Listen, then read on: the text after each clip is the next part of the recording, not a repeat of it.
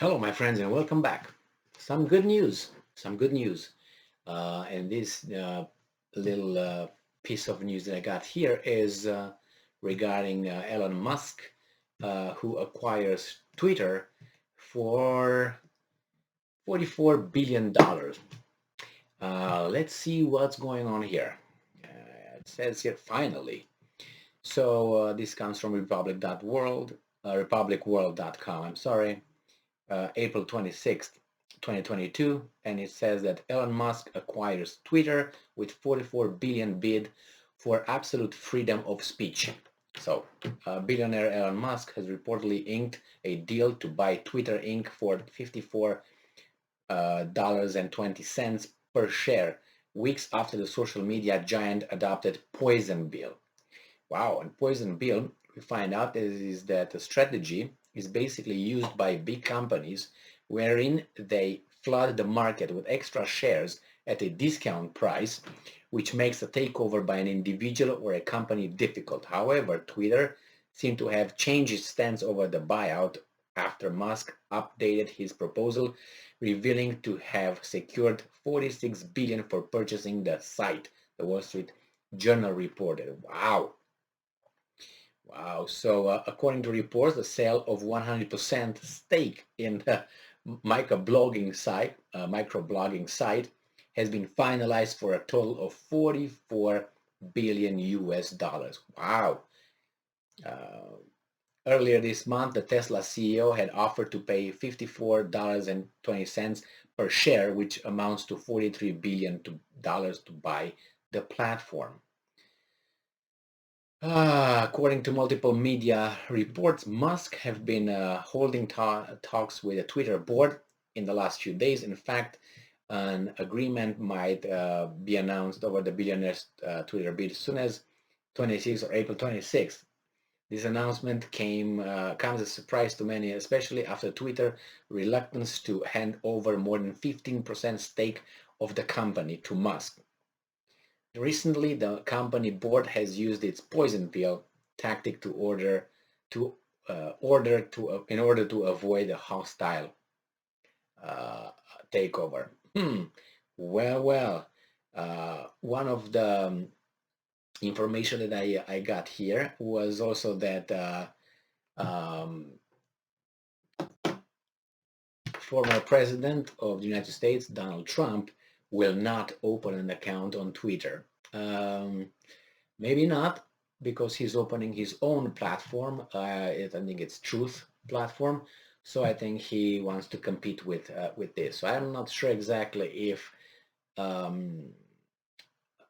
this takeover by Elon Musk was reported as being a fantastic opportunity for the freedom of speech, and he's going to grant and open the platform to all kind of speech and no more censorship or whatever. I have a doubt that that's going to happen. I hope it does happen. I hope, but I'm not sure yet what the in and outs are in this little takeover, and I don't know why this guy was so like obsessed in the last I don't know few weeks with acquiring Twitter. I don't know if he does this because he's philanthropist or anything. Obviously, he wants to make a profit out of that, and he will make a profit. But on the other hand, you can make profit with prostitutes and alcohol, or tobacco. So I don't know if here this Twitter is going to be used for upholding the freedom of speech that is granted by the U.S. Constitution, and I hope that will be good for democracy, because if you can't freely talk or speak, you can't really think about things. Sometimes, while we have a dialogue, a conversation, we think doing this, so it accelerate the process of finding ideas and debating certain situation that we might contradict one another.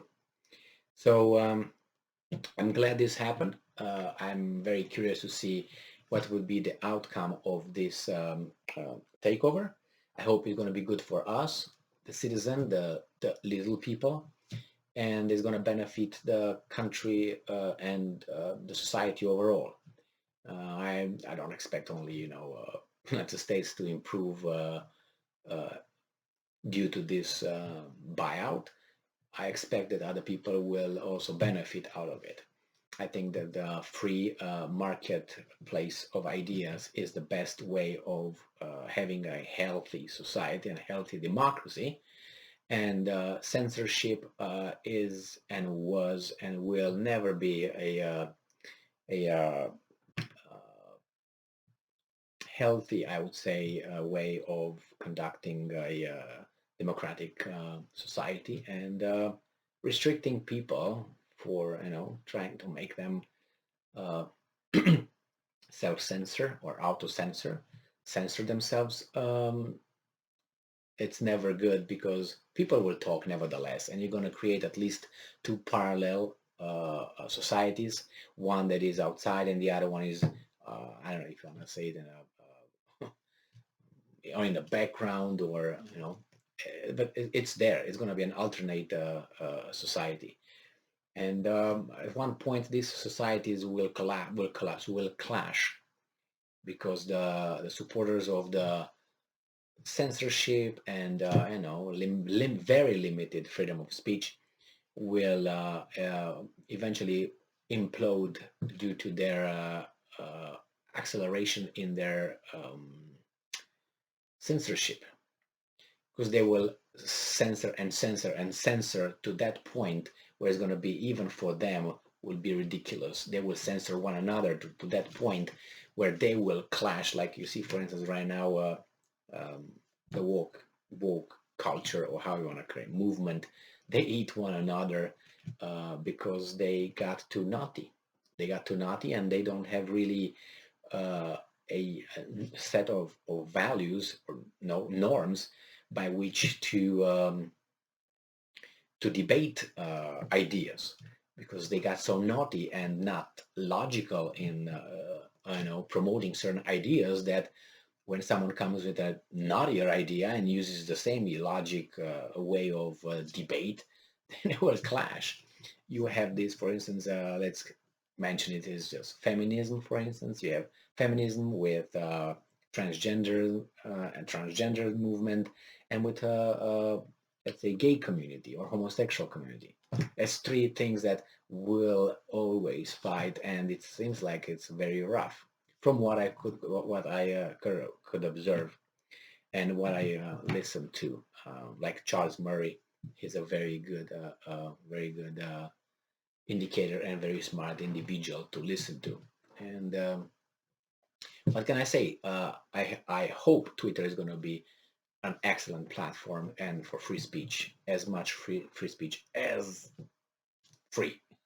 Well, thank you very much for being with me again today. Stay strong, stay smart, look for the truth, and be just. See you in a moment.